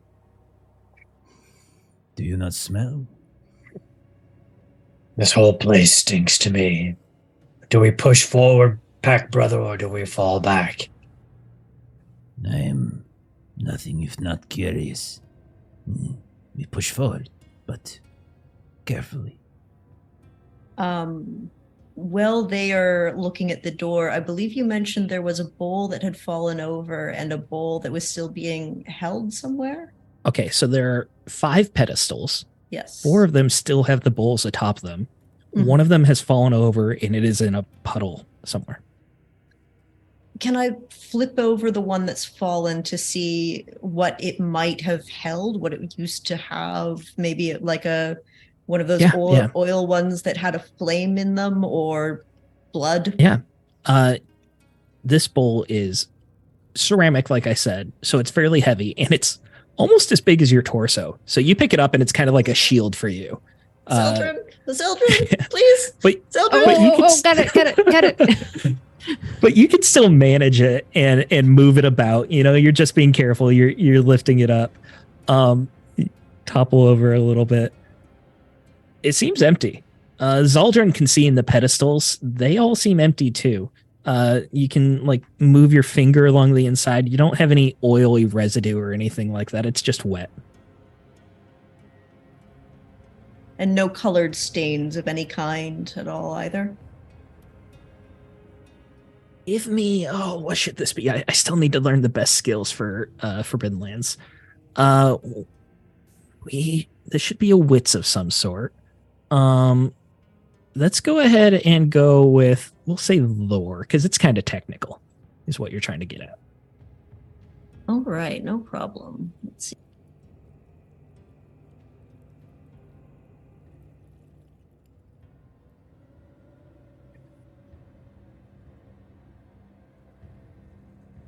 And That's lovely. we do have a reminder that we have like Audience 20 extra dice from But the we decided that audience. was a communal pool, So- so those are going to be used by me in No, one that's- ring. That's not those even are including all the ones you have.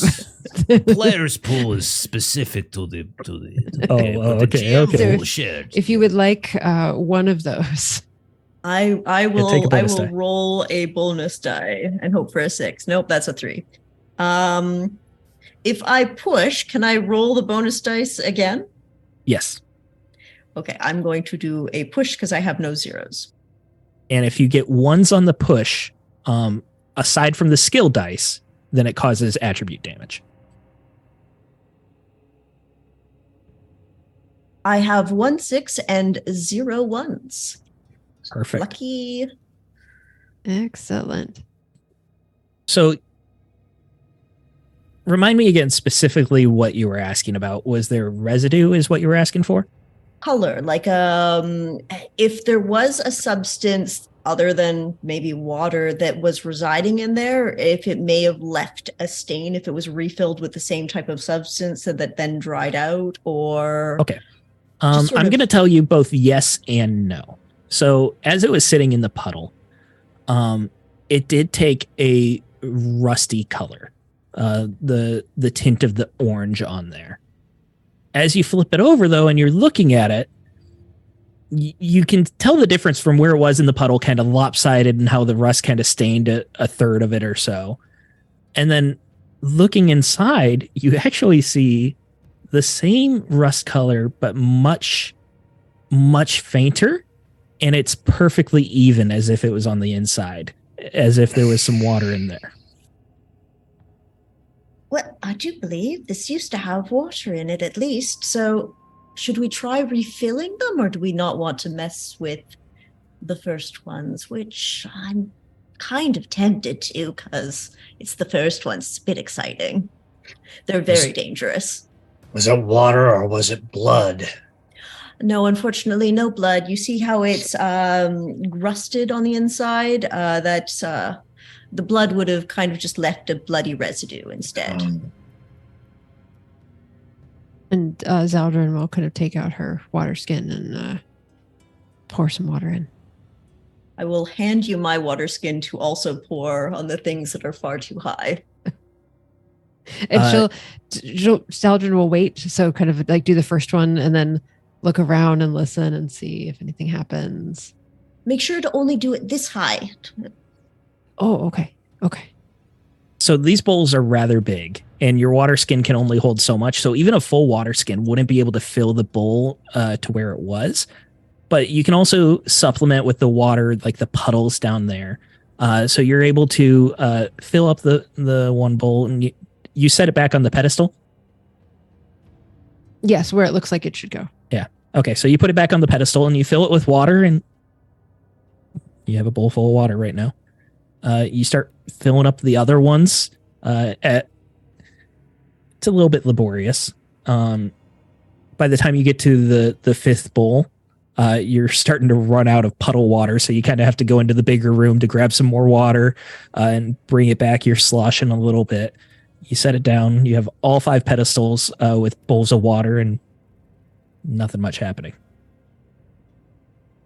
Well, I certainly seem to have completed my workout for the day, but I assume we were hoping that something other than me becoming tired would result.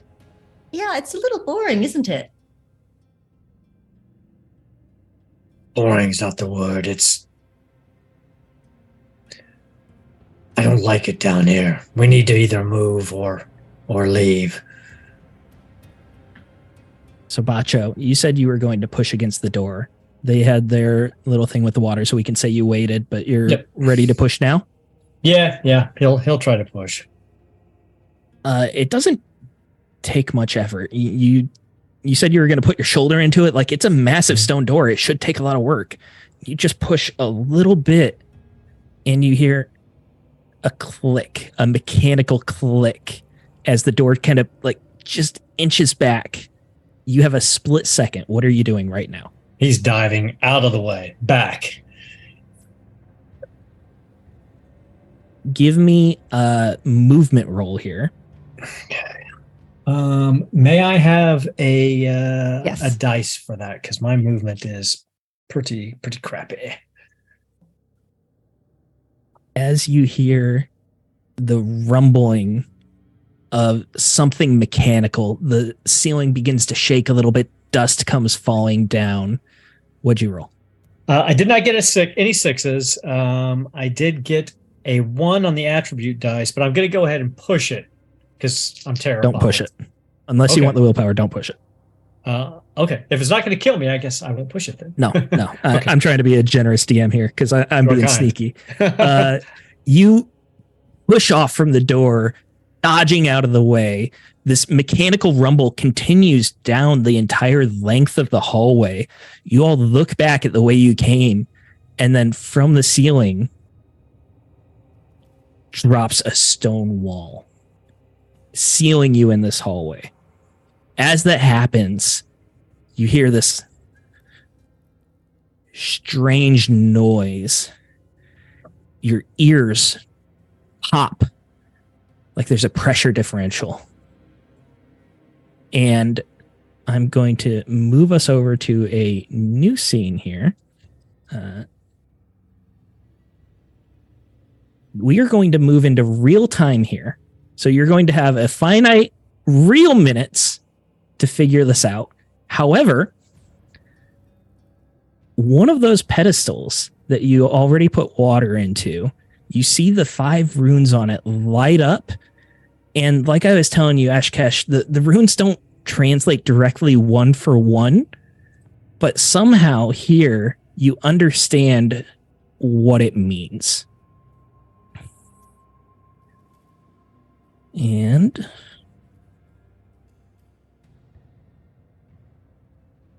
starting now, we are in real time. Tell me what you guys are doing.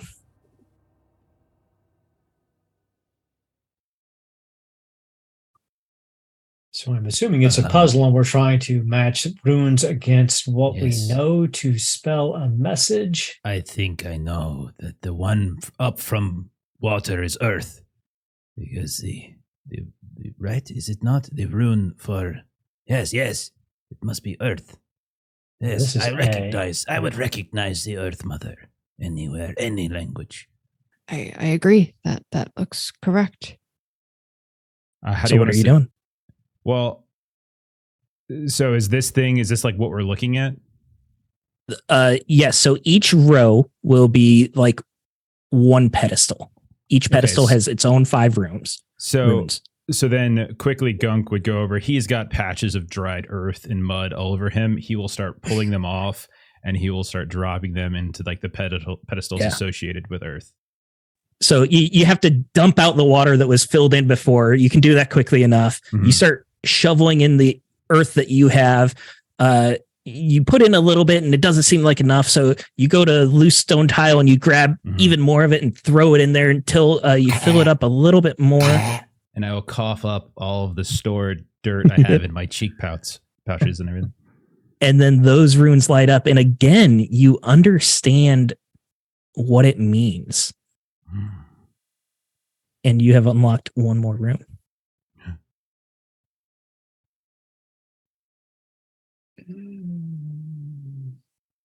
Looking at this, you have 2 elements in these pedestals here. You've unlocked 2 of the 5. There's still plenty of runes you don't understand. So one of them starts with A. It's not air because the R does not match. And the one that starts with A has a double letter at the end of it, which is interesting. Yes.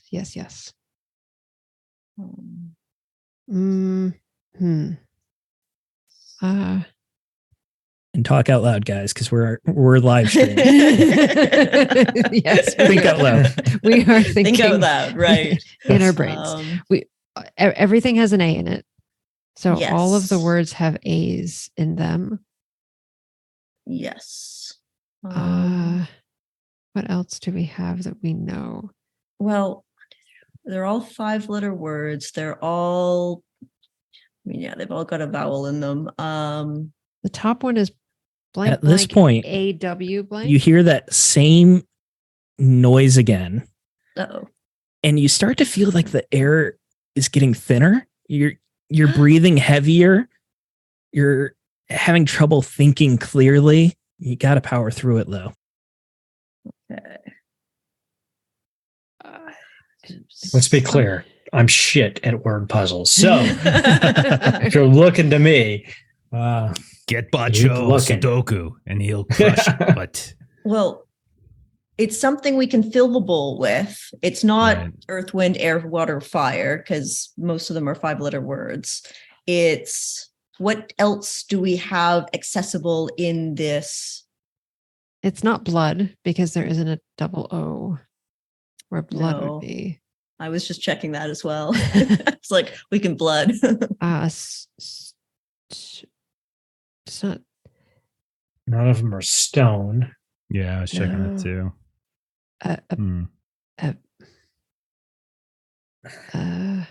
Yes, chat. Feel free if you would like to help. Oh, first two are And, elements. Let me know if you guys feel the need for a clue, and I'll let you roll for it. Clues. So I don't know that matters. What would be a double letter that starts with Yeah. an A? Like I was thinking abyss, but I don't know how you would put abyss in a bowl. Darkness. Too many letters. Can't be light. Talking to chat here. It's- Don't ignore me, you all. But I made this puzzle myself, and I'm very proud of it. And I have almost killed another party with this puzzle. So I hope for another TPK here. No, I think just you're likely to get one because I'm terrible at The puzzles top- like this. The top one ends in E, so it's blank blank Yes. A blank E. You feel even more air Hey. being sucked out of this room. Steven, the middle, that middle rune, there's no equivalent on the right. Am I blind? there's an equivalent on the right. Is it? Am I missing? Like it's like looks like a Y, doesn't it? Oh, was it accidentally uncovered? There you go. Oopsie. Oh. Is it abyss? Okay. I don't know. Is it? It's A blank. If we're good to cheat because we saw it, A blank Y something something. You might. Yes. Yes. Try it. Try it. Make darkness. Get it cloak. blank? Empty? Mm. So Right now, the other three are still filled with water. Yes, let's dump out the water at least for the Okay. other ones. dump out the water. All right. You've dumped all the water. It doesn't seem to change much. Okay. Can I, as the suggestion was, put a cloak or something over? Yeah. You throw a cloak over there. Doesn't seem to do much either. Doesn't seem to change anything.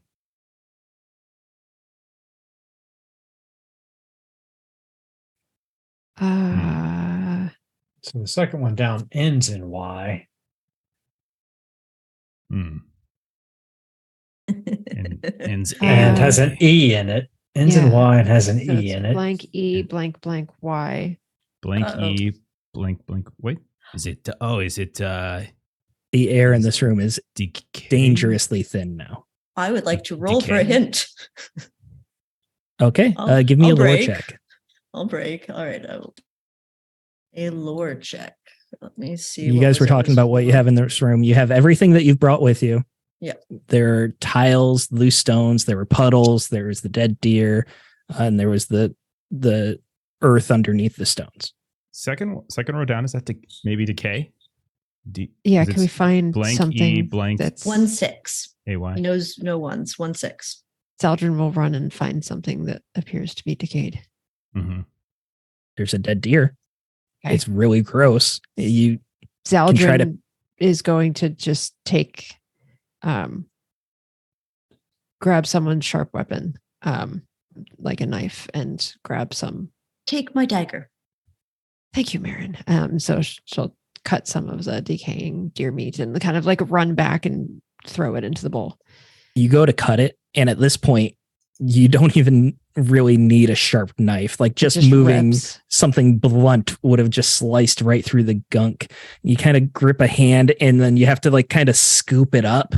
Otherwise, it's literally falling through your fingers, and you throw it in the bowl, and the bowl lights up.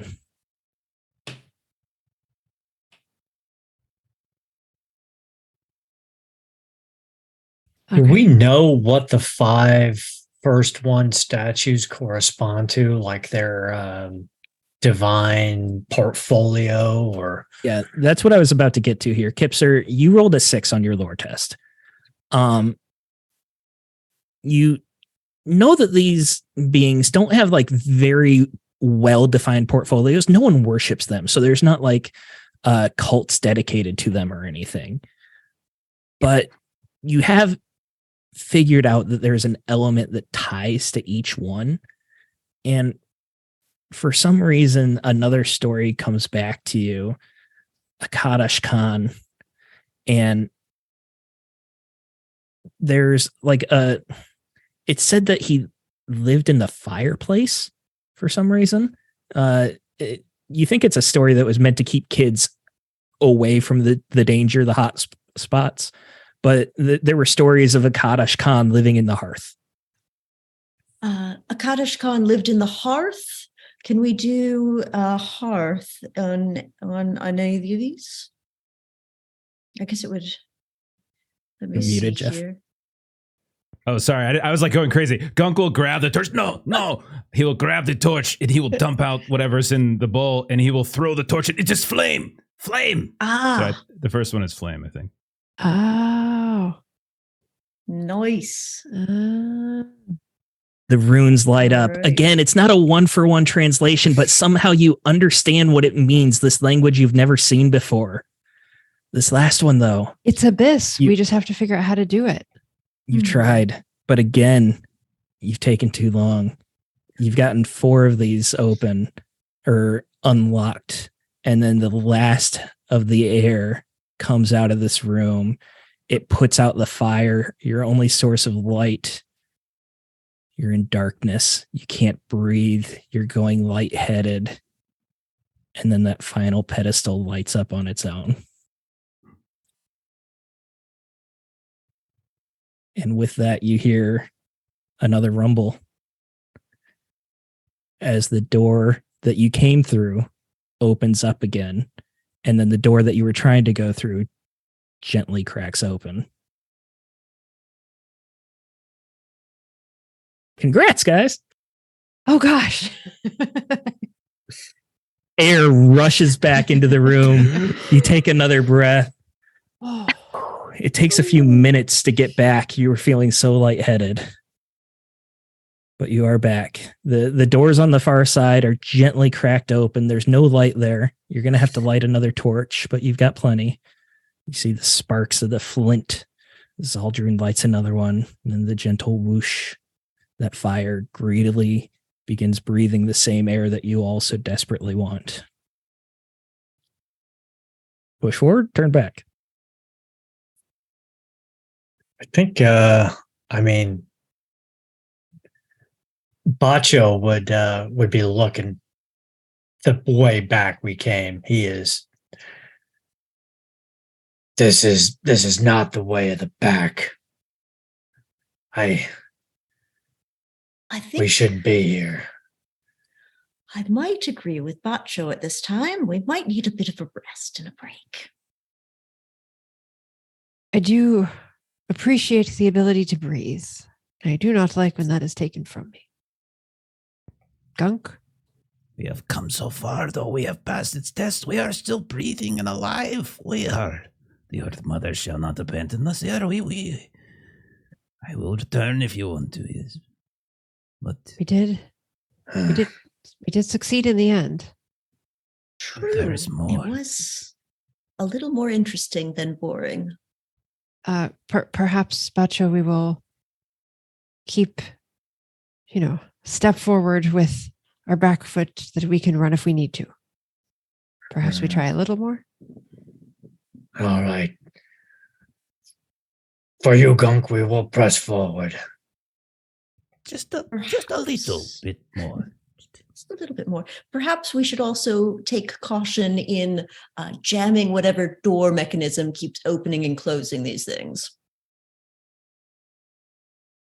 I do not understand such things, but I think that's a wise precaution. Can I take All a right. look at the doorways to figure out if I can block them open? Yeah, let's call that a Crafting? yeah. Crafting is the right one there. I can do that. Can I And, aid? I'll say yes, you can aid, but I was going to give you a -1 unless you have specific tools to use, because just trying to find rubble and things like that, you can do it. You can pile stones so that they're in that lip. So if it came down, you'd have enough, but you're not going to be able to like wedge it in a specific spot. I was wondering, oh, no, we're blocked from where the tentacle statue. You're currently open on both sides now. Oh, we are. Okay. The way you came from is wide open, just like it was when you first came in. And then the door that was closed has now cracked open a couple inches. Your firelight can even see in a little bit. Might there be pieces of the tentacle statues that we saw in the first room? Yes, but those stones are very large and it would be very difficult to move them. Saldrin is very ropes strong. Yeah, That let's would give be it a no strength check. success. Might -2. How about that? Oh, you had to go and add the -2 on that. I was doing all right. I'm just next to you trying to pull these rocks that are far too large and not going anywhere. I can do it, I promise. I promise. I'm going to take an audience dice, so there's at least just a -1. And yes, chat, 10 iron spikes, never leave home without them. Unfortunately, the life paths did not give these poor souls any iron spikes. So maybe once they get to civilization, they can properly gear up. So Zaldrin was just like hoofing water for all of those, and then that ended up not being a thing anyway. And so her back is kind of starting to go on her a little bit with 0 successes and 2 ones. So there's no way I'm pushing that. All right, chat. We need someone to donate bits so she can get a weightlifter's brace, to support her back. You don't want that lower back pain. That'll mess with you the rest of your life. She is in her 50s, so that is a thing. So All right. she's just sort of like, using good form and just trying to lift.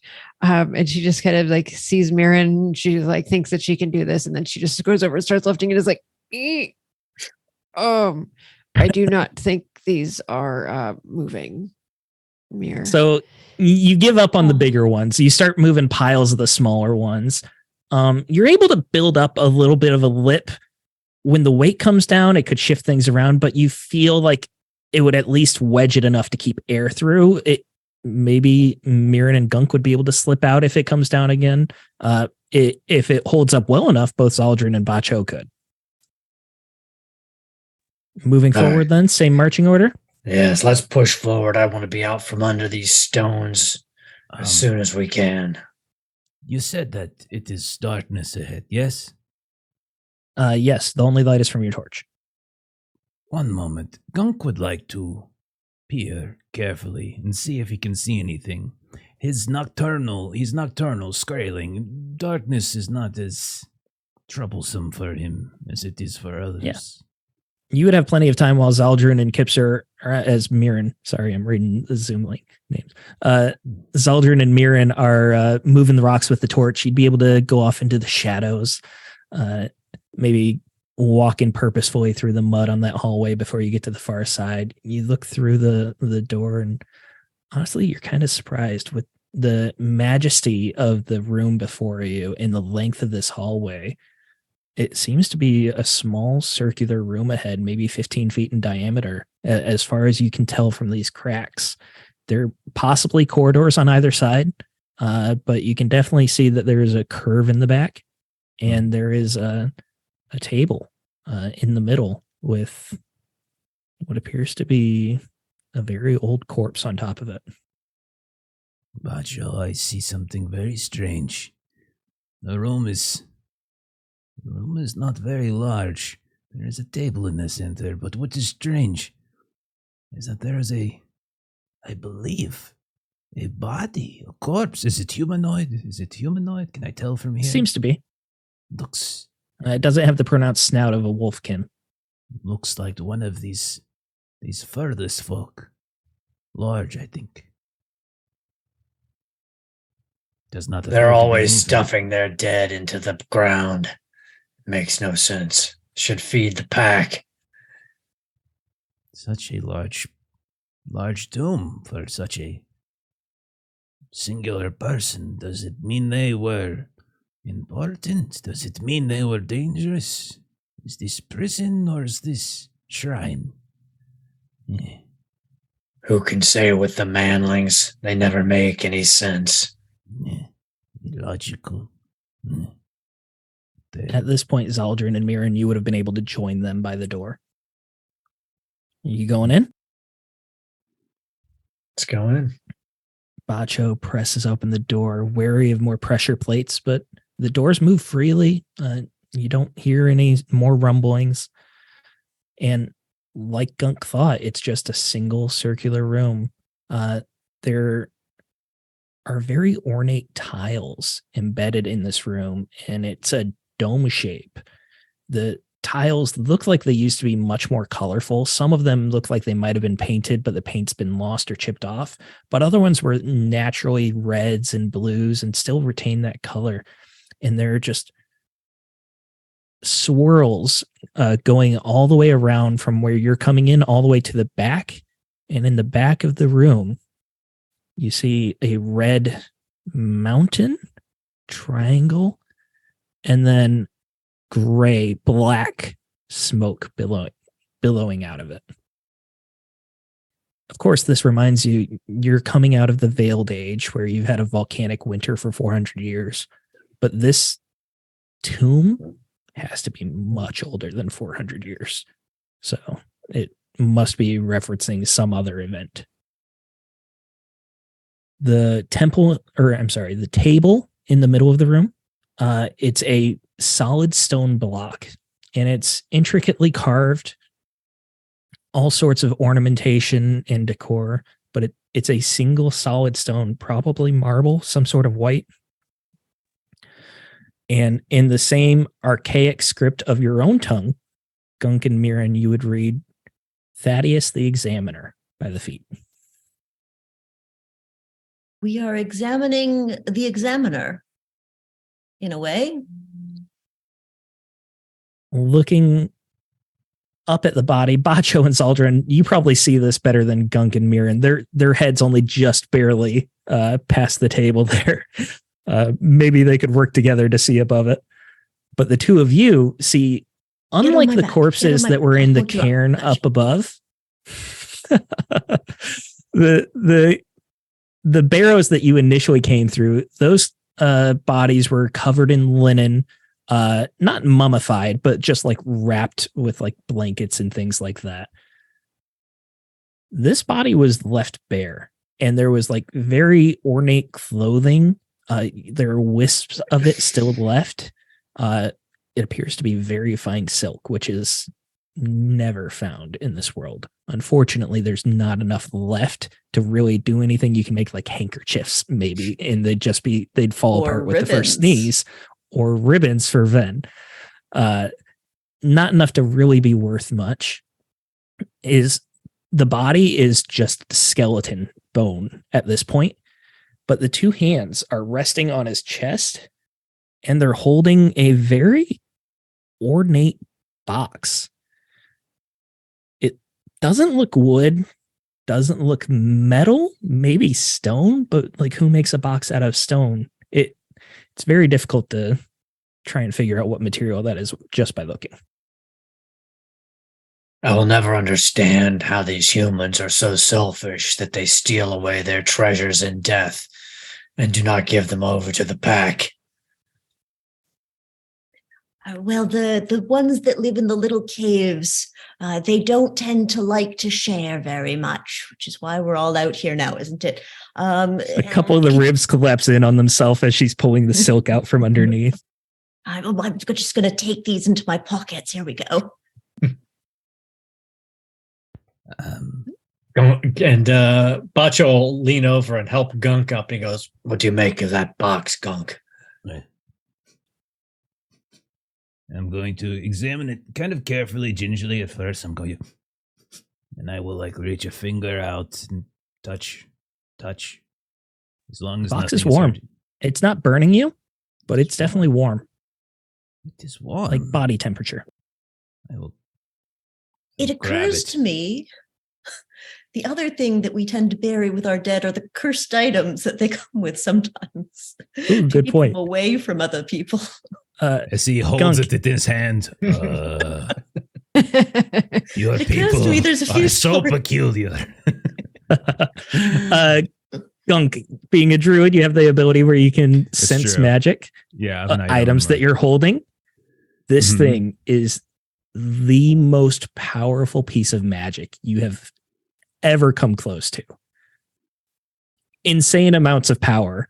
Looking at it closely, it feels warm.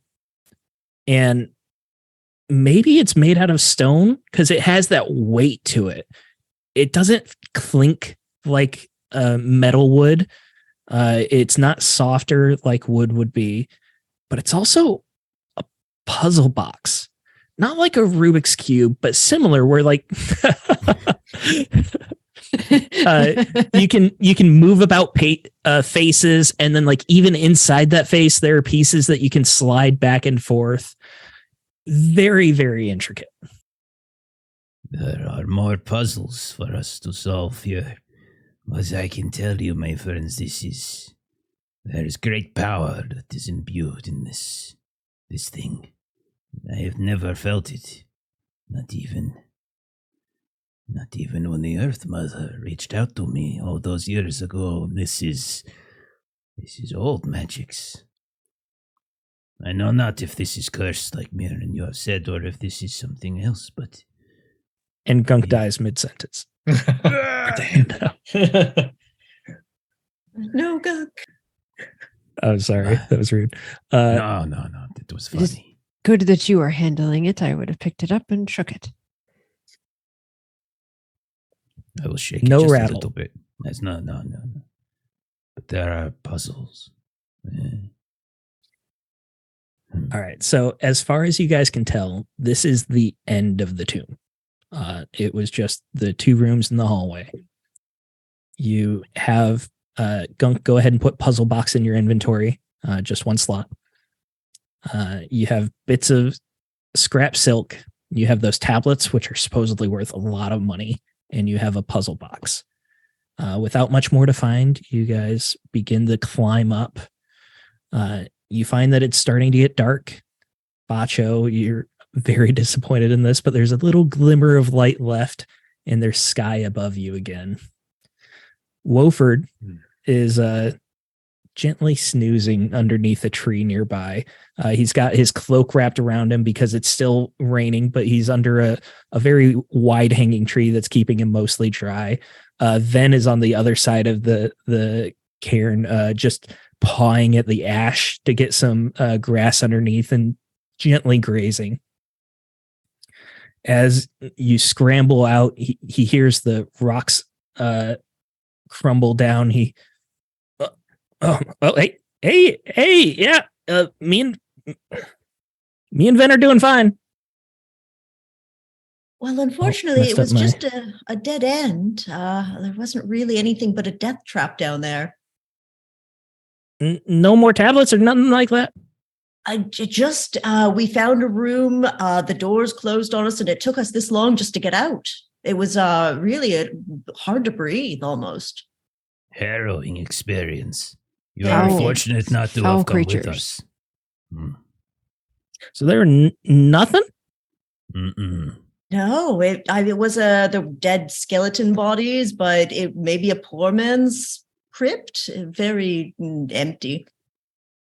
Oh, well, Bacho maybe it's cocks the wrong his head. crypt. We should keep looking around. Bacho cocks his head. He's like, we found 2 more of those tablets. What are you talking about? Oh, you're pulling my leg. Yes, No, it was you're- all a big joke.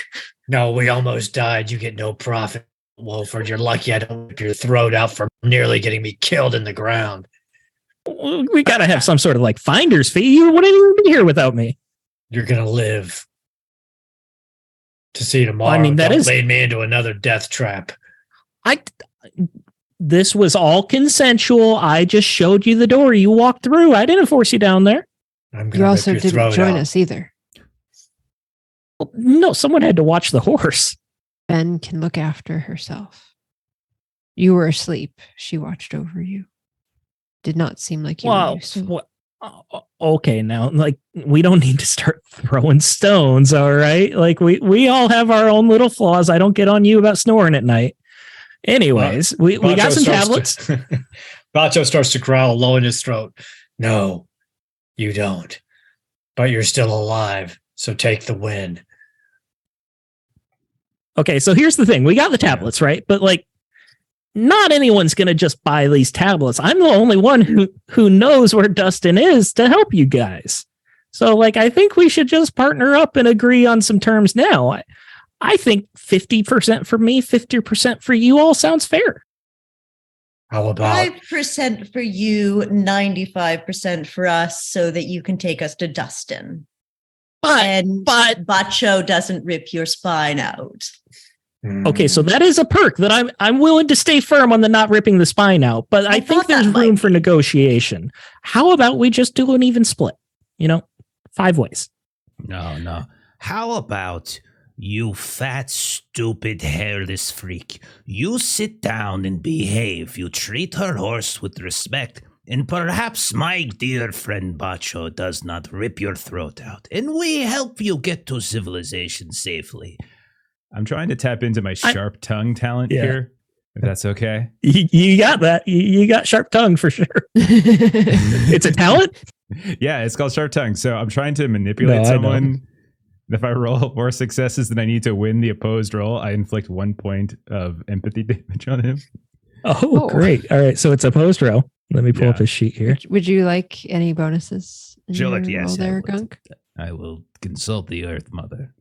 Unfortunately, I don't actually have any real skills in manipulation, but you know how it is.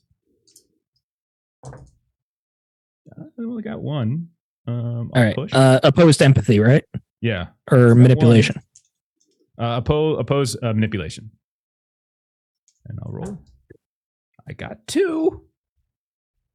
This is my first time rolling dice tonight, guys, because you killed that bear so fast. Yeah, we did. I got 3 successes. Ah, damn it. I only got to 2. Okay. Never mind. He takes no damage. All right, so like I'm sensing a bit of hostility here, and I get it. It was stressful down there. Why don't we just go ahead and camp for the night, and we'll discuss terms. We'll share some more ale, and we'll start heading towards Dustin in the morning. Sound good? Perhaps Good. I did Excellent. not I found a great spot to camp over describe the there. foul creatures. I will tell you a story as you drift off to sleep of the foul creatures that we encountered. But yes, show us that spot for food and sleep. So let's go ahead and call it a night here. This is a great spot to end.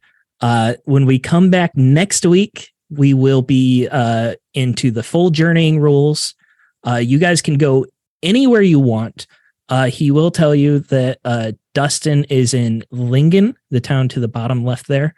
It's one of the 3 largest towns in the area, so it makes sense that there would be a sorcerer there. Most other towns are just like hamlets or villages, things like that. If you guys want to just get somewhere safe to rest and relax quickly, Roachdale would be closer. Lingen, you're going to have to go through the mountains. It's going to take a full day's travel, and there will be more danger, but it's still only 3 hexes away. So it's your guys' call. But you can talk about it over Discord. Let's go ahead and do some shout outs. Aaron, what do you got going on at Garblag? Let's see, on Garblag, tomorrow, we may be playing Traveler. We may not. There's some questions. There's a couple of people who may not be able to make it, so we may not be playing Traveler. But if we do, it will be at 1 p.m. Pacific Standard Time. On Thursday, Pete is running some more Star Wars, once again at 1 p.m. Friday, I don't believe there is anything, but Thursday night, I can't believe I almost forgot this.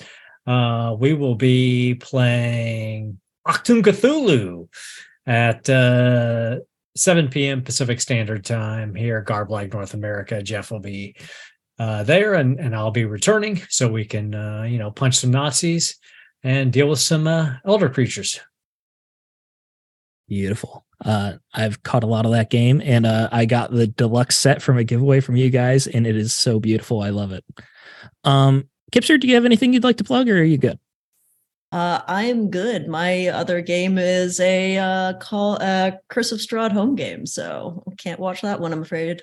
No worries. Thank you so much for joining us. I love Mirren. It's been a lot of fun. The Hobbit adds a great dynamic. Please lift me. Like Jeff. you and Gunk being kind of like the short ones of the group. Jeff, what do we got going on the rest of the week? Yeah, buddy. So we've got Friday. Aaron, what are you doing on Friday, man? So on Friday, I will be the Doom Master on the Lollygaggers, where we will be starting with character creation for our own adventures in an age undreamed of. We'll be playing Conan's Modifius 2D20 game, and we will be jumping into some Hyborian tales with character creation.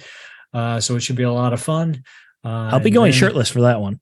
Mm-hmm. I'll be oiled up and everything. Totally. I think I'm going to have to skip that. Oh, no. I've just doomed you, Aaron. You've got no chance of getting viewers now. It's going to be hard. It's going to be hard. But we should have a good time for character creation. And then the following week, we'll be jumping into our first tale, which will be starting in the Thieves' City of Zamora. Nice. Saturday, we are back to One Ring, another free league game. It's a long running campaign. I think we're on episode 46, so we're closing on a 50. It's a lot of content. Oh my goodness. Monday, we'll be doing Holler for Savage Worlds, and you can also check out the YouTube page where we've got new games up, old games up. We just kicked up a Call of Cthulhu Horror on the Orient Express campaign. We've been playing Blade Runner, which is going to be alternating with that Conan game on Fridays. So we got a lot of things going on. So if you haven't followed yet, go ahead and follow the channel, follow the YouTube, go check out Garblag as well. They do awesome stuff, and you'll see me and Aaron there. Aaron more than me, but I'll be there sometimes too. We're gonna go ahead and raid somebody unless you got anything else there, Steven. Nope, I'm good. Just thank you to everyone who threw out bits and subs. Yeah, Greatly appreciated. Thank you. Absolutely. Thank you so much to everybody. Tons of subs, tons of bits, and thank you for the raids. Really do appreciate it. So go ahead and hit that raid when you're ready. We're gonna hit the end screen. Have a good rest of the week, everybody. Bye-bye. Bye. Good night.